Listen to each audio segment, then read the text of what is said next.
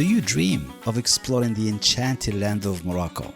Discover the magic with Destination Morocco, the ultimate travel experience for those seeking luxury and adventure. We specialize in crafting bespoke itineraries tailored to your unique tastes and desires. If you are a discerning traveler who values an immersive, curated adventure, then visit destinationsmorocco.com. That's destinations with an S, morocco.com. And let us bring your dream Moroccan vacation to life. All right. We wanted to focus this month's live Q&A on safety and security. It's a common question. People want to know, of course, what to expect, and is there anything different about Morocco, maybe in particular, and just how to prepare, especially if it's a new destination, if people never been there, and also really, if you're not used to kind of being in the souks and the busy markets and the narrow laneways, and they're common to a lot of different countries. When we were there, it certainly reminded me of places like India and so on. But it's very distinct for sure in Morocco. So how do you stay safe? Because you want to enjoy it at the end of the day. That's the point. You're there to have fun and explore and just kind of get caught up in that energy, but be safe as well. So that's what we'll focus on for most of today, and see if any other questions, of course, come into and any other topics. We open to anything. Definitely. Morocco for me is really safe. My perspective is different than Sam, so I definitely want to hear what Sam has to say. But for me, during the summertime, we were there for 50 days. So, and I remember a Mm. lot of interviews that we did on the podcast, especially with women solo travelers. They're always concerned about safety. So, safety is a major, major concern for travelers going to Morocco. Um, and they all kind of surprised how safe Morocco was to them, for them.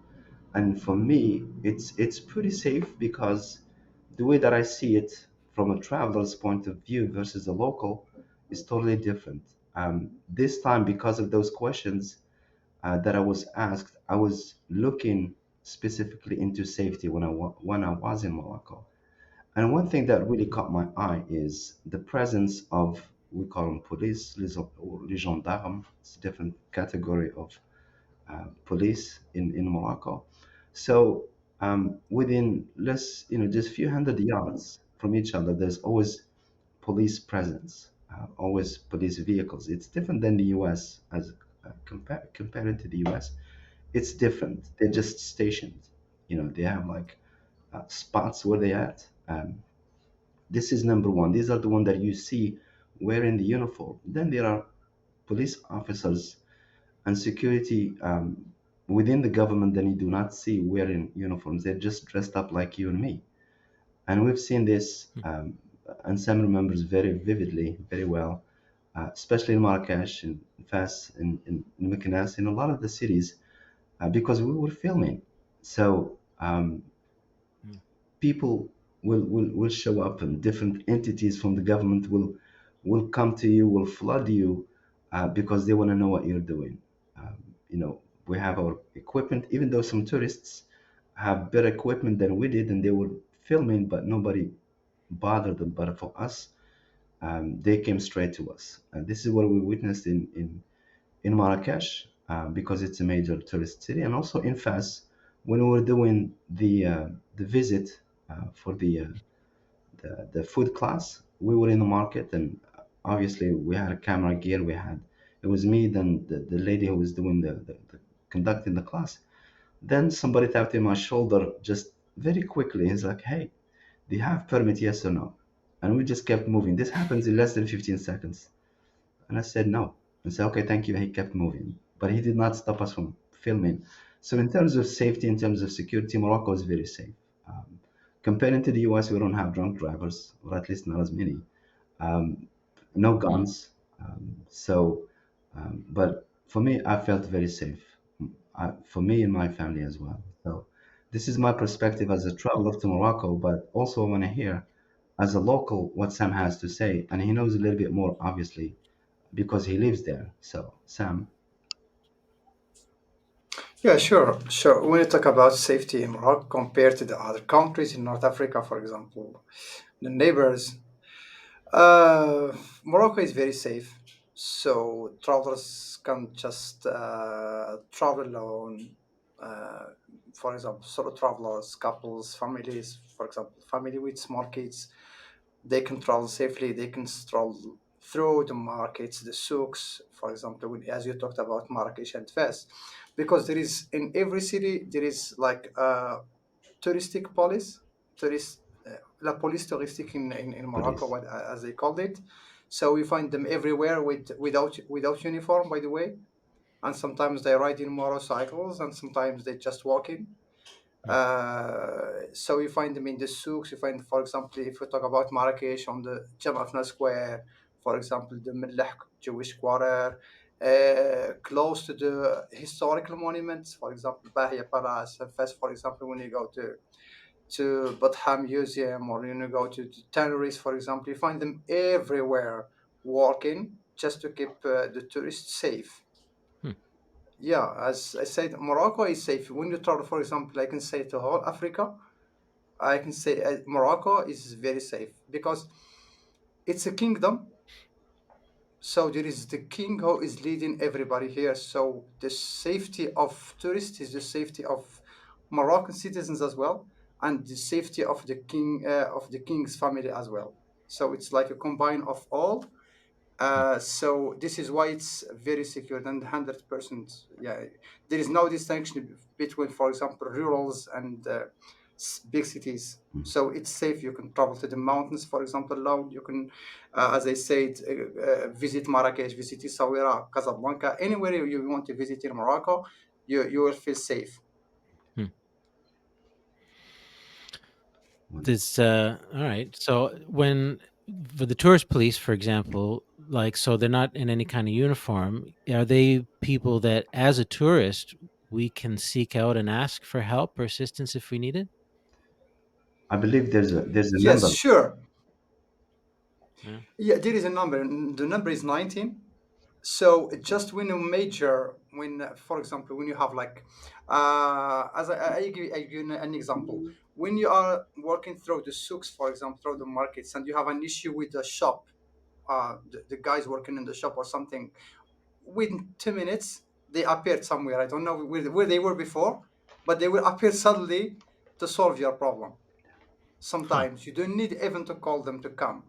But if you want to, for example, to call them, just use 19 to call the police, and they will especially if it's related to the tourists, to the tourism in Morocco, they will come Yeah. immediately. Hmm. This is the most important. Do the Yeah. police ever get aggressive though with tourists, maybe, or just people in general? Like when you guys were there filming, were there ever moments when they were kind of aggressive and saying you really shouldn't be doing this type thing, or were they kind of, at least polite about it, more calm? What? Well, in Marrakesh, they were very polite because when we stopped, our first stop was the Jewish quarter, and obviously there's a brigade, there's a sprinter for police, and we talked to them and Hmm. said, hey, this is what we're gonna do, and this is what we're here for, and so forth. We explained to them what we're doing, and he said, we appreciate it, but we still have to report you to everybody else because they'll get in Hmm. trouble. So what they did is they announced in the radio that there's somebody's filming, and this is the purpose of the film that they are trying to make. So, like Sam said, within 2 to 5 minutes, different agencies, government agencies stopped by. They were kind enough. They just asked us for if we have an authorization, which we actually did. But the gentleman, the journalist, actually Hmm. was, doing Friday prayers. So it took him some time to come back to us. But in the meantime, between the wait time, they were Right. very friendly. They were very nice to us. We were laughing, having a good time, taking pictures. But that was it. This was in Hmm. Marrakesh.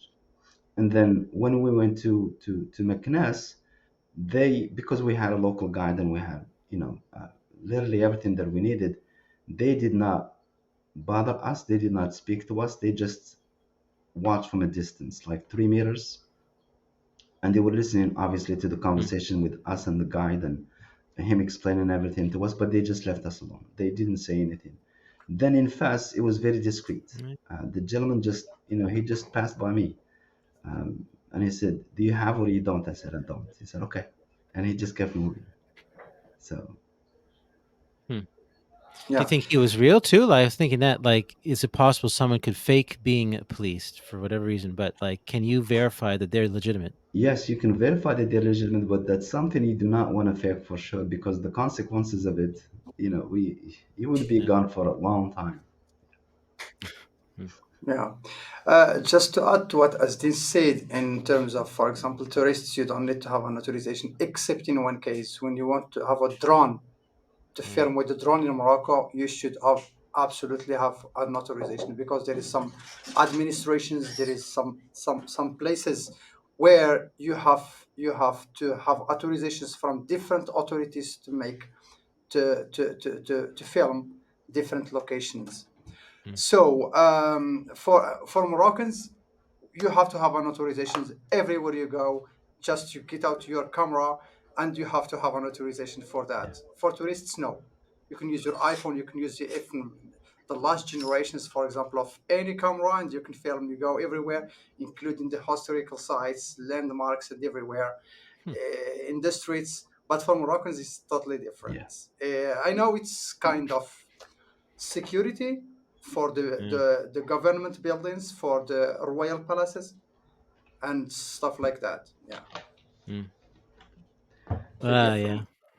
Well, at least the tourists can take pictures. I mean, I never even thought about that when we were there. Like, of course, you take pictures. You're walking around, and I would be concerned, if anything, sure, about Yeah. just my camera. I wasn't holding it around as too obvious. We can get into that a bit, just kind of the day to day thing. You're walking through the squares, and then especially maybe some of those narrow places, and there's lots of people.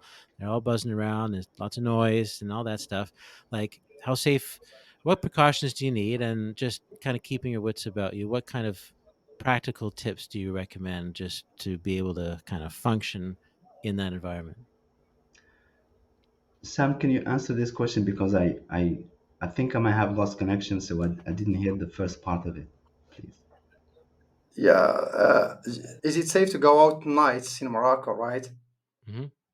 Yeah, uh, it's safe in most parts of Morocco, but we advise highly to, especially in the big cities like Marrakech and Fez, Casablanca, Tangier, Rabat. It's better to go if you don't have what to do outside. For example, if you are not in a restaurant, it's better to get like by 10 p.m. to go to your accommodation, to your hotel.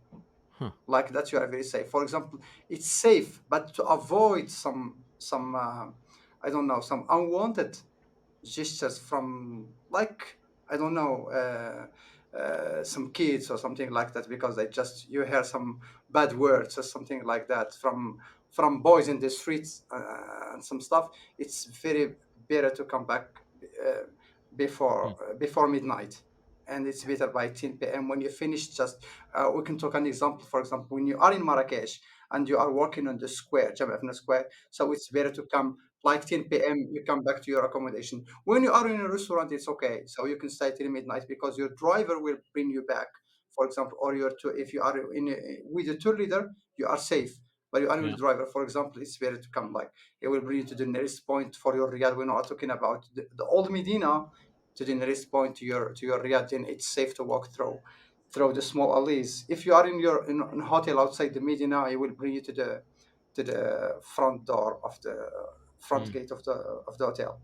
Yeah. It's Yeah. a really good question.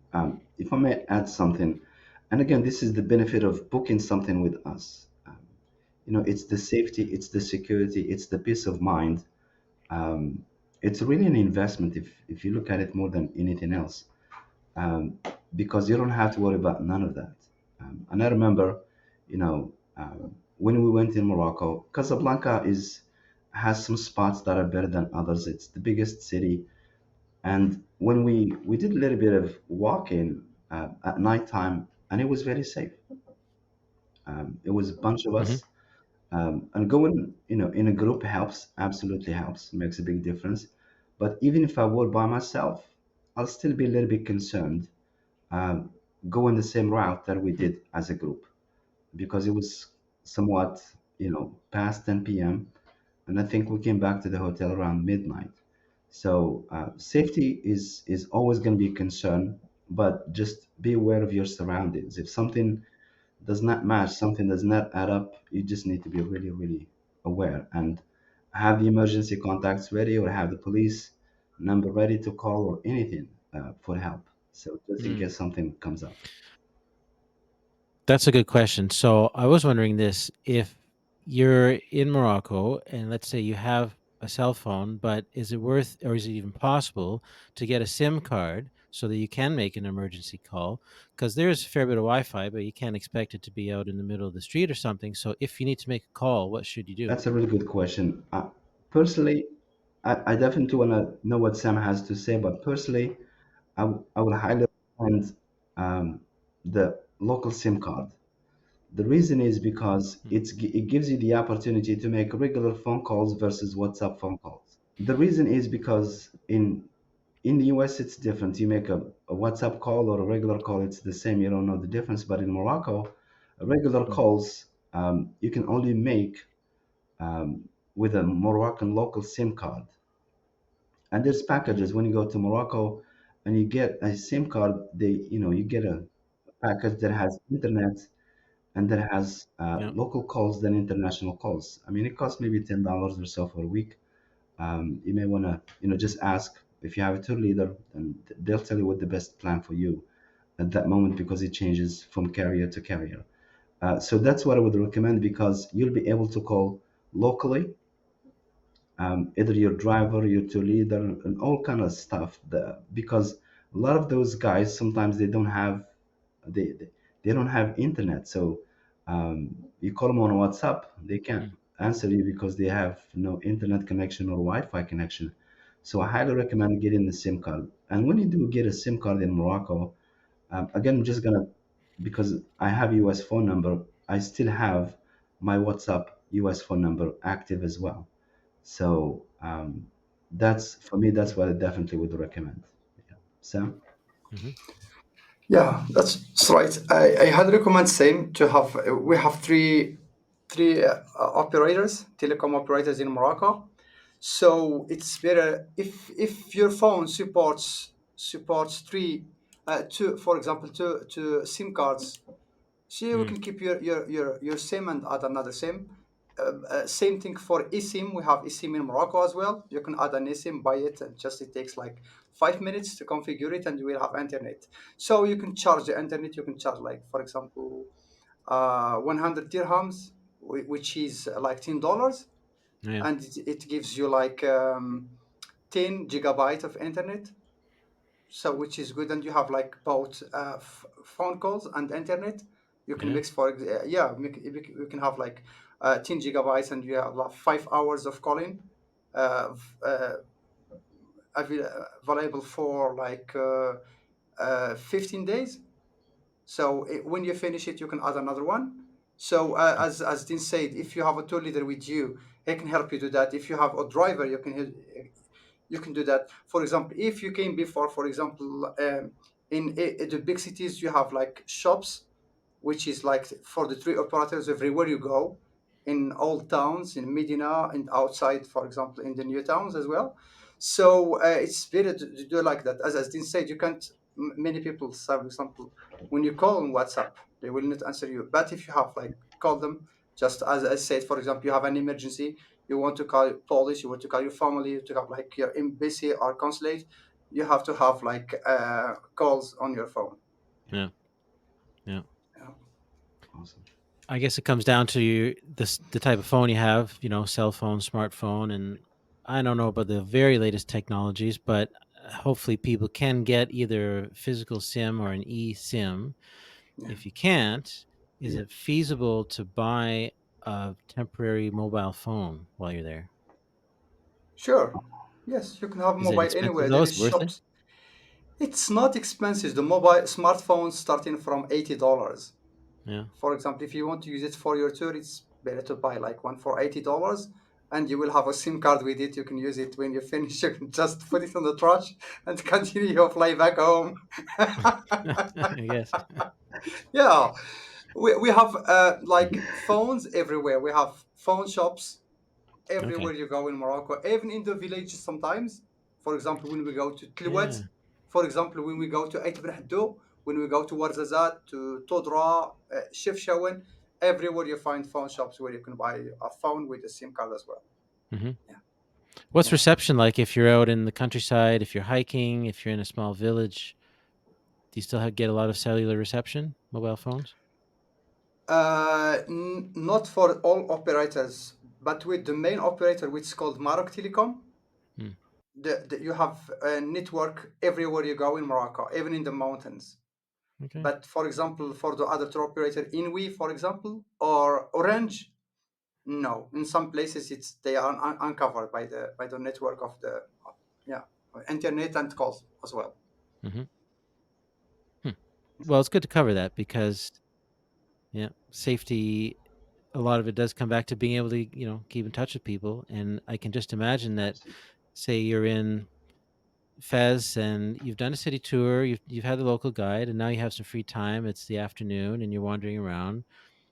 This is really what the essence of what we're talking about is. If you're stuck, if you're lost, or yeah, if you get in a sticky situation, how are you going to get out of it? Who can you talk to? Who can you trust? How can you contact your tour leader, or maybe the Riad for sure, to obviously get out of it? So we've talked about cell phones, mobile phones. If you really need to find someone to get you help, I mean, how do you identify then, I guess, police or anyone else and know that you can trust them, that they'll maybe get you out of like you're with some tout who's dragged you off to some tour that you didn't want to go on, right? And you just want to like go away. You want to get out of that situation. How can you find someone to help you get out of that? That's a really good question. You know, we've seen those cases many, many times. The best way, or one of the Yeah. ways to handle it, when you have if you're traveling by yourself, you definitely need to do this. If you're traveling with us, then everything will take care of for you. You don't worry about anything. Mm. So from A to Z. So when you're staying at a Riyadh, you always want to communicate with the manager, the owner, whoever is in, at least two people, somebody that works the day shift and the night shift, just in case if you're out and about and something happens, you want to call them, communicate to them because they speak the language and they can get you help. What comes towards the Hmm. second thing that I would do is what Sam has talked about earlier, the tourism police, because Morocco was as a country, as a kingdom, they take tourism extremely serious. Um, just like he said, they were lenient with tourists in terms of equipment, in terms of cameras and gear. Um, but they had better equipment than us. Everything is bigger, but they did not bother to ask or interfere. So, but within 5 minutes, they showed up for us. So they take tourism extremely serious, and tourists to protect them at all costs, 100%. So Hmm. that's something everybody knows, whether they're in the tourism industry, not to get to that level with tourists. If somebody's not in Mm. the industry, then they're gonna get in some serious trouble. So you always want to let Hmm. somebody else know what do it's today you're doing, for example, fast. You need to let them know, hey, I'm in fast. And also, what we Yeah. do basically when you travel with us, we have your emergency contact back in the US. So we know Mm. if you, let's say you're texting your family every day and one day they did not hear from you, then we will hear from your family. You see what I'm saying? Mm. Which is really, really important step to do. So always have somebody to check with you on a daily basis from the US, wherever you're traveling from. Then your Riyadh, if you're staying or a hotel, Casablanca, Marrakech, anywhere you're staying, you want to communicate to them, hey, today I'm going, for example, to Akshor, which is in the outskirts of Chefchaouen, which is a beautiful, the waterfall site, the Reef Oh, yeah. Mountains. It's gorgeous. But then, things can happen. It's very rocky. You can fall, you can get Hmm. hurt, and if they don't hear from you, then it's a major concern. So these are the 2 points that Mm. I wanted to really make um, clear that everybody understands and hopefully they can follow. But at the same time, I want to hear what Sam has to say in terms of the same Mm. question, but also a point of view over local in Marrakesh and being in the tourism industry for almost 2 decades. So That's right. Thank you for the good question, Ted. So I talk a little bit about my experience. I was a guide in Marrakech in the markets so far for a while. So what's happened, for example, if there's an emergency? So if you don't have a phone to call the police, there is people. Just ask someone, call the police. He will call the police for you. Make sure the Hmm. Moroccans will do that for you. Even in case you don't have phone or you don't have a calls, just ask anyone there when an emergency happens, please call the police. He will call the police immediately. Man, woman, anybody has a phone, we will call the police immediately to come. And when you mention to the police that there is a tourist injured or something happened, all the authorities, in not only the police, all the authorities came immediately to the site to see what's happened, what's going on. Hmm. Yeah. Also, I was a driver in Morocco for like 6 years. So the whole cities in Morocco, it's same thing, and many cases happened when there is like a conflict between, as I mentioned before, between, for example, a taxi driver, for example, somebody with the tourists. You can call the police, or just even sometimes you don't just ask somebody to call the police. He will call the police for you. Yeah. This is, yeah, what makes it easy for you and makes it very safe for tourists in Morocco. It's amazing. Yeah, Good. Good. yeah, Let's talk a bit about some precautions then. If you're wandering around, you're going through the square in the souks. Like I remember it. I don't want to make it obvious that I have a fancy phone or anything else like that, but just stuff like that. How do you recommend just kind of navigating through that scene, and not drawing attention to yourself? Maybe is the best way to put it. that's a really good question, Ted, because this is something we don't think about in our own countries. Then when we go to Morocco, Mm. just the simple things can cost you your phone. Um, it's very common for thieves to snatch your phone from your hands. You're just taking a picture, taking a selfie. They pass by you, on a motorcycle. They just grab it from your hand and they keep moving. Yeah. They're not gonna stop. And also, for those things, it's sometimes more than one person involved. So they may trick you or ask you something, and you get kind of busy with something else, and then boom, your cell phone is gone. Cell phones are one of the most common things that get stolen, and rightfully so. Sometimes even for Mm. the locals, for Sam, for friends and family, yeah. they get I will continue to what Astin is trying to say. For Yeah. example, when you are in Marrakech, there is some places the thieves, the pickpockets, make this crowded, and they make this especially to pick the bags, handbags, especially small handbags and phones from the others, even from your wallet, for example. Yeah. So what I highly recommend when you are working, for example, in a crowded alleys, especially in the old Medinas, it's better to stop.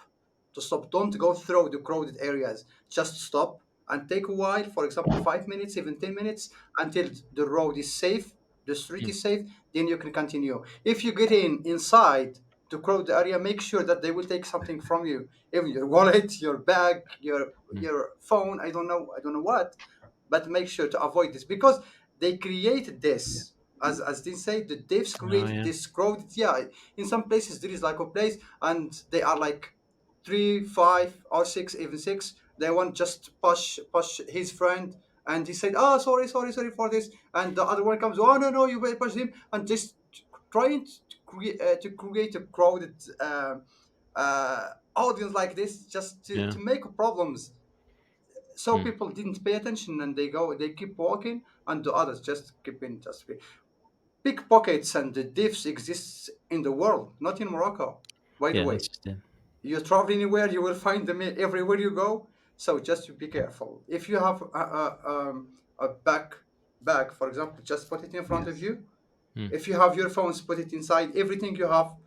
And I highly recommend, if you have your passport and you will stay in the same city for 3 days, keep it in your safe in your riyadh or in your yeah, accommodations. Hmm. If you don't have a safe in your room, just give it to the reception, and they will keep it to you until the day you will go. For Mm. example, same for the jewelry, same for the money. Take the cash you want to spend for that evening, for example, and keep the rest of the money in your riyadh. Yeah.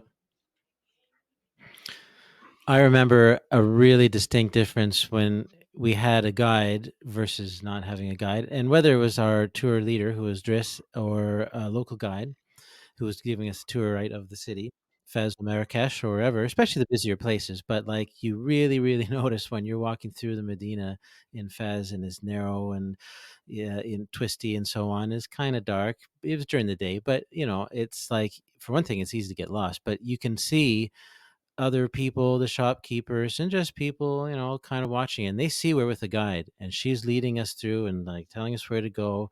There's me and my wife with two young kids, and I don't know what they would have done otherwise. But I mean, they could see us coming through. We had a guide, and they backed off. They didn't try any funny stuff, and they gave us space because we knew. I don't know. There might have been a couple moments when people maybe didn't notice her, tried to tell, and they're not aggressive. They're just very direct, like, "Sir, come with me. I want to show you something. Come see my shop." She would step right in. "No, they're with me." Say something, and Yes. we carry on. So I can't underestimate. You can't like exaggerate the importance of safety of having a guide who knows what they're doing and projects that authority. I completely agree, Ted. Yes, that's correct. Really, really good point. Yeah. You know, this time, summertime when we traveled, we were in a group. So we were 10 people throughout Morocco. Mm, And last time when I did, 4 years ago, it was by myself and I did fast. And I remember the exact same experience. When they see the local guide with me, nobody accosts me, nobody bothers me, nobody say, hey, come to my shop or this, because they see the tour guide, the local guide, and they know him, so they just back off. So um, mhm. and we cannot stress enough the importance of local guides. It's a protection. It makes the experience even Yeah. better because you're enjoying yourself with your, family, friends, and nobody bothers you. Versus, Yeah. every 2 meters or 3 meters, somebody's gonna say something to you. Somebody's gonna, touch you in your hand and pull you to their shop and hey, $1, Mm, $1, $2, and it changes the experience completely. yeah. Yeah. Here's an interesting question. Someone says, "Is there any particular clothing we should consider wearing while we're there, not just for comfort but for safety?" It reminds me, like when we were in India many years ago, and we tried to not stand out as white Westerners, basically walking down the street. Should you have the same attitude though in Morocco? What if you wore a jalaba or something like that that was more local? Would you fit in more, or would that be seen as kind of, I don't know, disrespectful or Okay, trying to co-opt the local culture? How would you go about that? I'll answer that, but I also want to hear what Sam has to say because when you wear a local dress or a local jalaba, or first of all, we've had people wear them and they bought them in Morocco, they wore them in Mm, Morocco, they loved them. And this is one of the best ways to basically to fit in, to blend in with the crowd, with the people, because nobody pays attention when they see the whole you from top to bottom. They see the jalaba, they see the local, outfit. They cannot tell whether you're local or not local. So they, subconsciously they'll just leave you alone just for that. And I highly recommend it because a lot of mm, those, they're, if it's summertime, there's a lot of trendy stuff that you can get. If it's the wintertime, the same thing. But the jalaba is it's really really important to have it in my personal experience, especially in the winter time. I remember back in '98 when I went, and I went in February, and it was very cold. Obviously we had Western clothes. um, I had layers and layers of clothes, but they could not do what the jalaba did for me. It's you're warm, mm, from shoulders to your feet, and it's really comfortable. And then you have the hoodie, whatever you call it. In this time, I need it. I mean, I'm missing a lot of hair, so it's very useful for me. So and I'm going yeah, back in January, so I definitely want to wear jalab, inshallah, God willing. So that's for nice. me as a local or a traveler that went back to Morocco. I would highly recommend the local clothes. So but also want to hear what Sam has to say in terms of a local perspective. When a local person Yeah. sees somebody Western or a traveler or a tourist wearing the Moroccan clothes, for me, I feel very proud. But I want to hear what Sam has to say, please. Hmm. Yeah. Thank you very much for this question. So when it comes to clothes in Morocco, by the way, just many people maybe don't know about Morocco. Morocco is a modern country. Hmm. It's not like, for example, the other countries in the Middle East where you have to wear the scarf from the airport to get out to see the country. Morocco is unlike the other countries, so it's very open because of the interaction with the Western culture.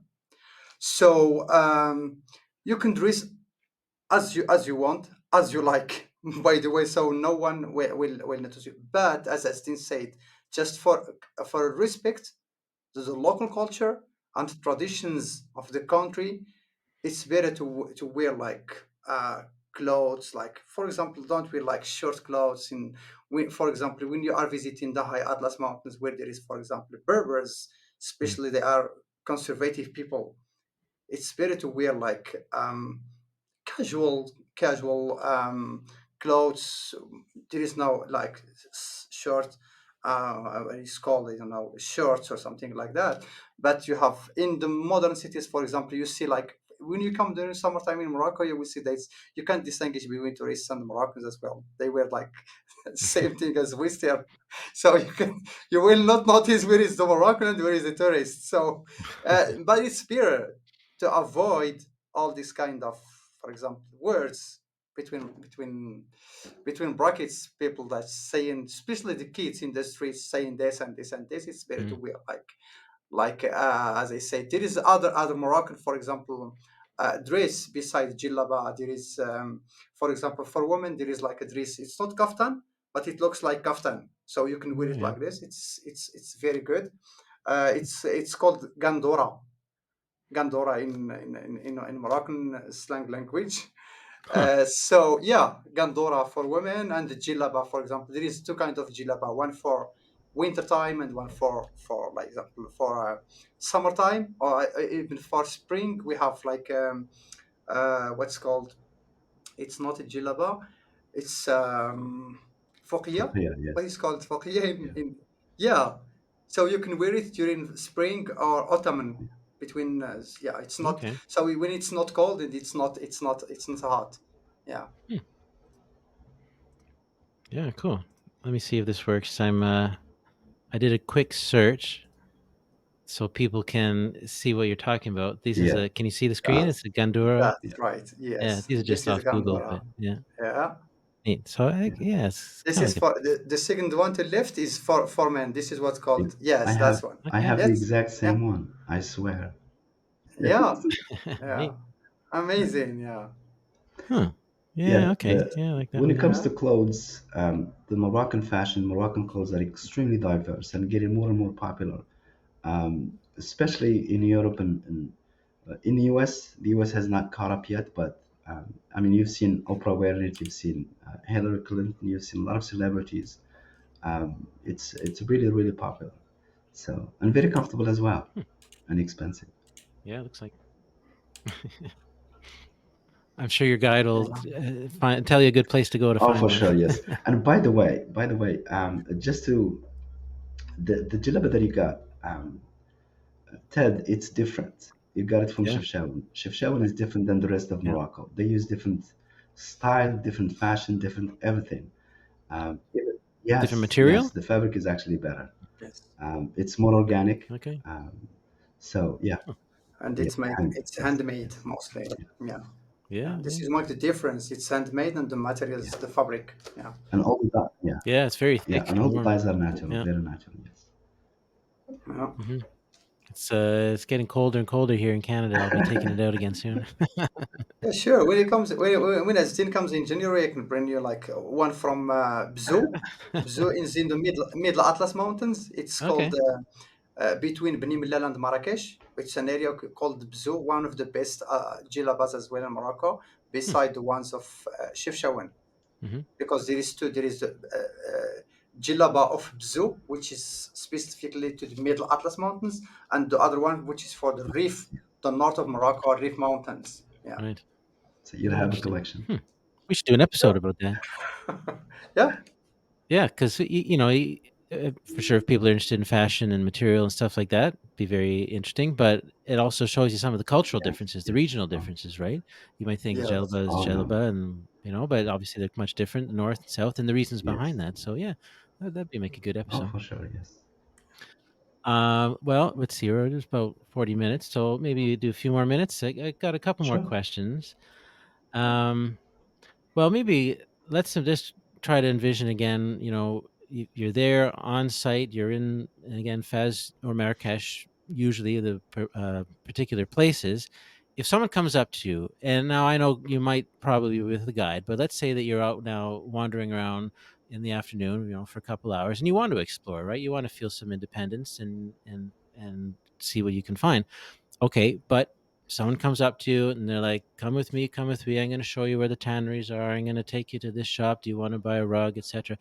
How do you just tell people no firmly to make sure that they'll leave you alone? Do you have any tricks for that? Because it's going to happen, but you don't have to be intimidated by it. You just need to know what to do. That's a really good question. Absolutely. I'm gonna let Sam take this one, please, because Mm. Okay, sure. we've been here before, so S- but I want to hear Sam first. Yeah, that's right. Yeah, it's a really good question, Ted. What the most common things you have to say, for example, when someone asked, for example, do you know the guide, especially when you are in the souks, for example, you have like a local guide in the morning and you want like to do it on your own in the afternoon. So Yeah. when someone asks for a guide, no, say Mm. please, thank you very much, I have my guide.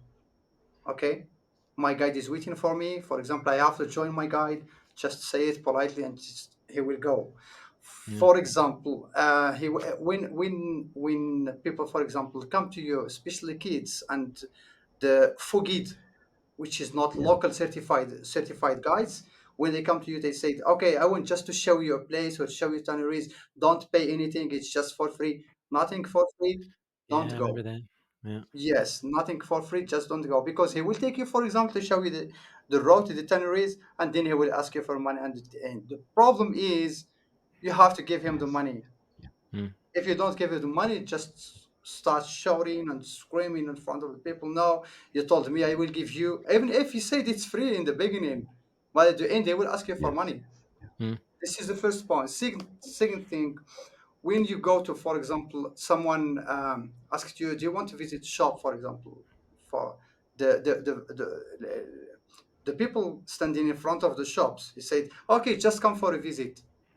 Okay, if you Yeah. are interested to go to buy something, just go. But when you are inside, don't ask him to see this and this and this. For example, as I gave you an example, when you go to the rugs shop or carpet shop, for example, he maybe asked for like 10 or 20 carpets to show you, and the end. You are not intended to buy, you just want to see.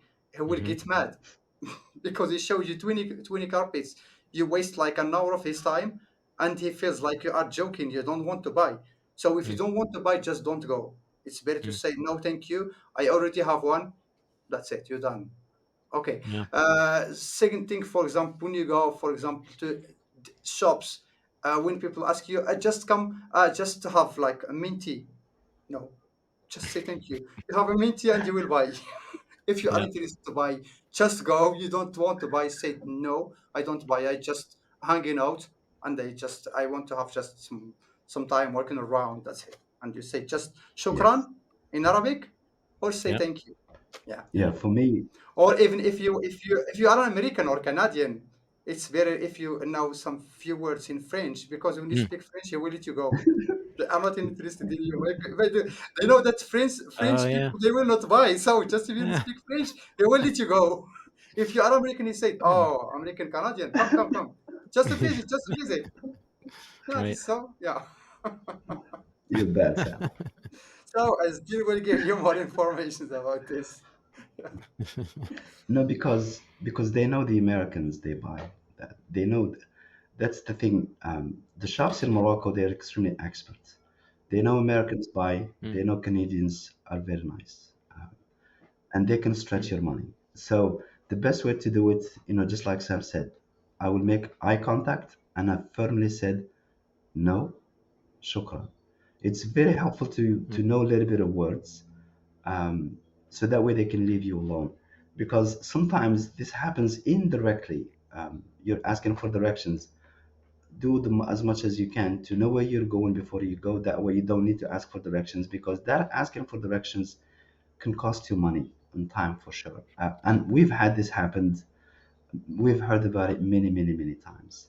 So just Mm. to clarify a few things on what Sam has said, when they take you to see the Teneris in Marrakesh, and they take you through a route that you're absolutely not familiar with, and you're not gonna remember, because the road to those Yeah. tanneries is like a maze. You cannot figure it out on your own. So, and Mm. then when they take you in, and we talked about this in episode 4 with the scams, they're gonna gang up against you. They're gonna gather against you, and it's gonna be you, maybe the two of you against 6 or 7 people. So you go to the shop, and they're gonna lock it. It looks like it's a warehouse more than a shop, and then they'll start laying rugs and rugs and rugs for you to choose from, but you're not buying anything, and they're not gonna accept that. They're not Mm. gonna take it. At some point, you're gonna feel scared, intimidated, and just get your wallet and grab a few $100 or whatever. Um, if they let you go at that point with that much money, so they may ask you for more. So Mm. it's you really, really have to be very careful. So now, when you book with us, I don't want to sound too salesy. Again, this is part of the protection. When you have a local guide, even if you're going by yourself, it is worth the investment to have a local guide with you, because nobody's going to bother you. If you want to shop, just let them know, hey, I want to shop. Then they'll take you to buy whatever you need to buy. But at the same time, with a lot of question marks in the back of your head, even that local guide, should I trust him? Does he have a hand with those Mm. shops? Chances are, yes, he has a hand with those shops, and he gets a kickback out of it. But you do your work.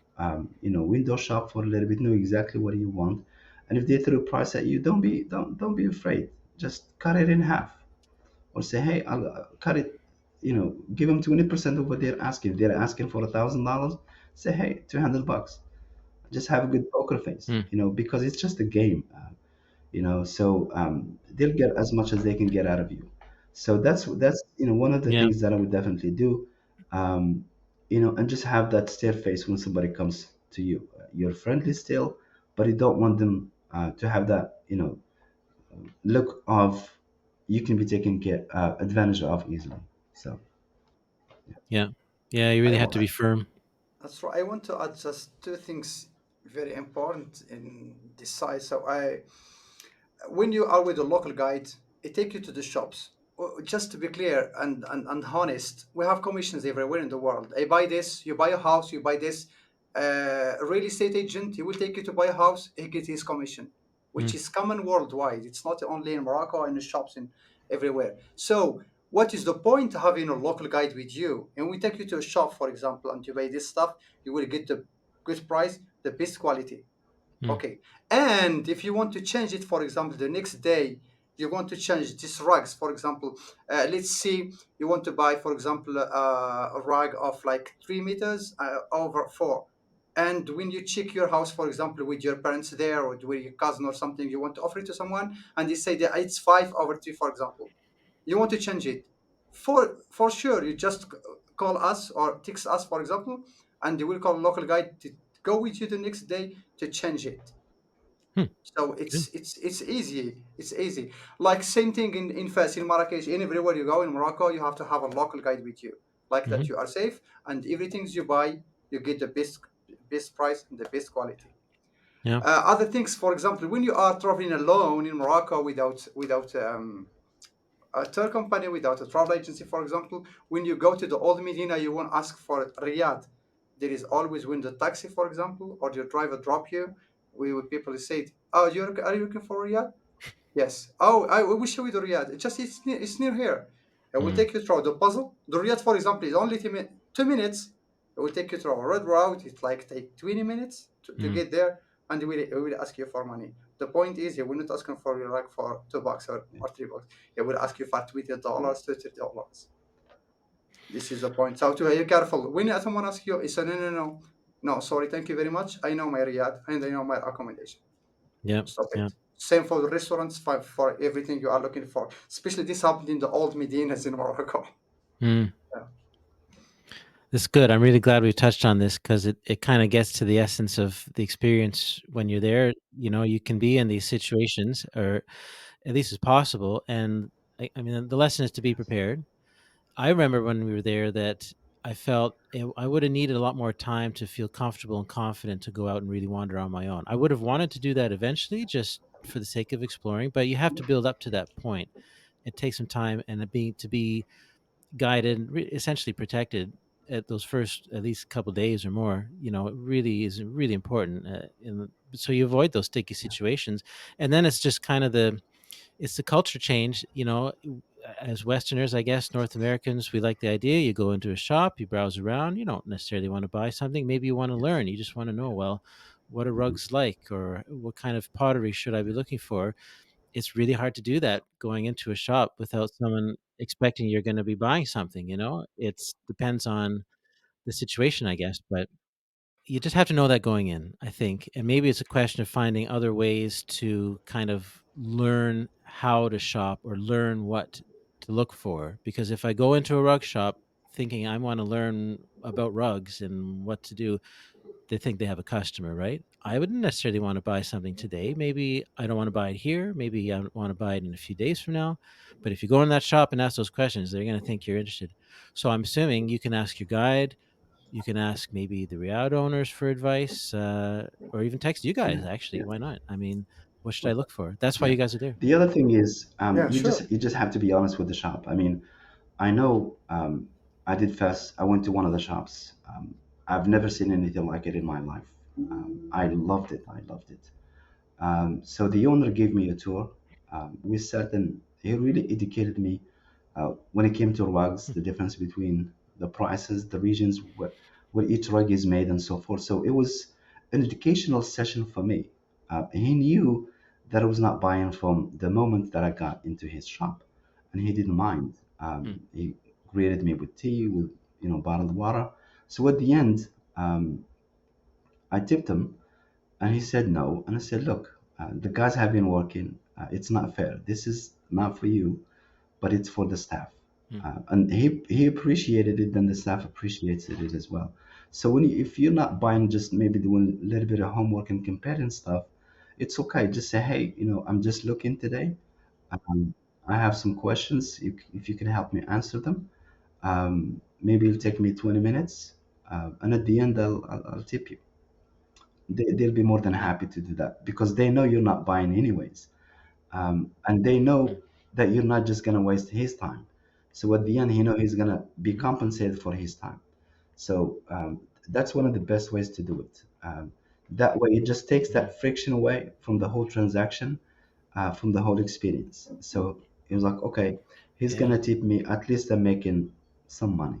So Yeah, or just even from the beginning, you can just tell him that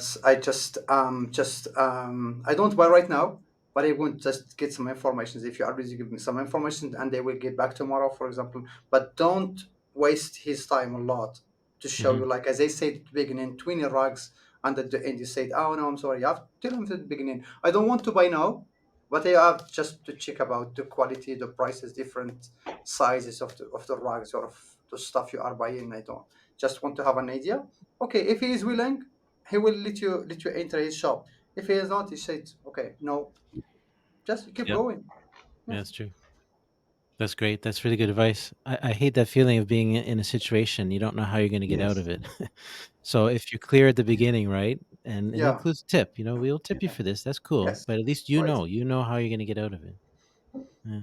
yeah, This is great. This is really good Thank advice. Brings back a lot of memories. for me too. Yes. Yeah. Well, I think we'll leave it there unless you guys have anything else you want to bring up. But coming up on an hour here. Of course, we'll be back again next Yes. month. So next month is going to be the regular schedule, the second Wednesday of the month. And I do apologize. It's Hmm. because of me that we had to postpone last week Q&A because I was in London, but then at that day specifically on the 8th, I went to Morocco for a few hours. So my Oh, wow. voice right now is the side effect of that trip. So it Mm. was long.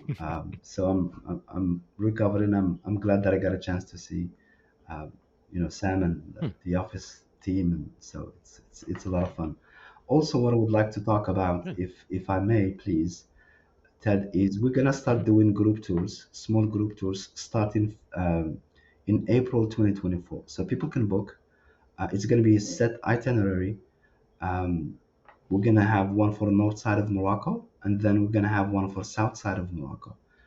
And the groups that we're gonna have between 8 to 12, no more than 12 travelers. And the minimum age for travelers, if somebody has a family, they want to travel with a family, is 12 years old. That they can get Hmm. into those uh, small group tours. On a private tour, it's different. The age is different. I would say 10. I mean, last time when we went, Imran was 8, so and he had a really good time.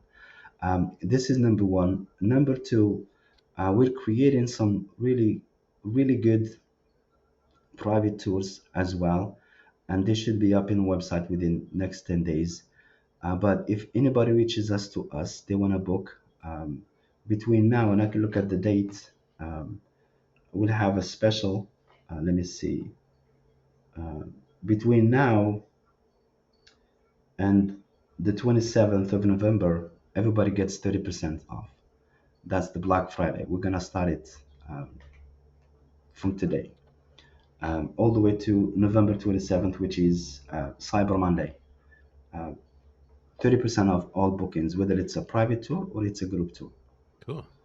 It's going to be amazing. I mean, normally we don't discount our tours, but this has been a special year for us, and we're very grateful for the listeners, for the viewers, for everybody that traveled with us, even for those who have not traveled with us and they've seen or listened to the podcast and they find it really helpful. So the other thing, one Yeah. thing that I want to mention, and I've seen it time and again happening, but it's really serious, especially for people that are traveling to Morocco for the first time. Um, get help. Let us help you. We do what we do. We don't do Mm. it for the money. Our goal is for you to go to Morocco. But our goal when you go with us is to give you the best experience there is. Um, you experience Morocco better actually than a local because you'll be going to places that a local person will not be able to go to. So my point is, Hmm. don't don't damp that experience for your family. If you're, four of you, six of you, and you have kids, you have teenagers, you have girls, it's not worth it. You think you're gonna save money? It's not worth it. With one scam, it'll Hmm. cost you a lot more than what the tour will cost you with us. So Yeah. when you're traveling, yes, we all have a budget, we all have expenses, we all have all that kind of stuff. But when you're traveling and trying to save money, you're doing something wrong. Maybe it's just not the right time to travel. Save more, postpone that trip. But when you travel, you want to definitely experience Morocco the way that it meant to be experienced. Morocco is a bucket list country. It's not a country that you go to every now and in a couple of years. And fortunately for us, Mm. we've had some amazing guests, and we know they've told us this is a one-time trip, but I want to do it the right way. We had some say, "Hey, this is my last international trip, but I want to do it the right way." Hmm. So you leave with some life-lasting memories, and that's what we're here for. When we build your Yeah. itinerary, our intention is not to scare you with the price or just tell you, hey, we don't want to help you because of we're expensive or this. We're not expensive. We're right in the middle. We are the Hmm. best value there is in the market. There's nobody that does what we Yeah. do better. We are the best there Hmm. is. We are the best kept secret. We don't do a lot of bookings, but the ones that we take really good care of them. It's not Yeah. about quantity for us, but it's Absolutely. about quality. So, but I also want to hear what Sam has to say, please. Absolutely. The point is, we want you to visit Morocco, as Astin said. We want really to come to visit the country. The country is amazing. It's different. The landscapes is breathtaking. There is desert, there is mountains, there is coast cities, there is imperial cities, and there is so all of what you need to experience in your trip. As Dean mentioned, we have some unique experiences, which is most of the Moroccans living in the big cities, for example, in Casablanca and Rabat, never been Hmm. or never experienced. Okay, when we take you to the Berber village, for example, you have a lunch with a local family, you get into the house of a local family, you see the way like daily lifestyle of the locals, especially when we talk about the Berber, the Amazigh people in the mountains. It's a unique experience. You cannot Yeah, experience it nowhere else in the world. Mm. So we want you to come to Morocco. We want you to experience Morocco as a local, as a natives, because we are natives, and we know Morocco better than somebody else, better than other absolutely. people. So when we organize tours in Morocco, we know the best places. Whether you have 7 days, 10 days, 12 days, even 15 days, we will prepare a tour that will suit your time, your budget as well, and the situation for you come from. We are a couple, solo traveler, family, or multi-generational family, for example.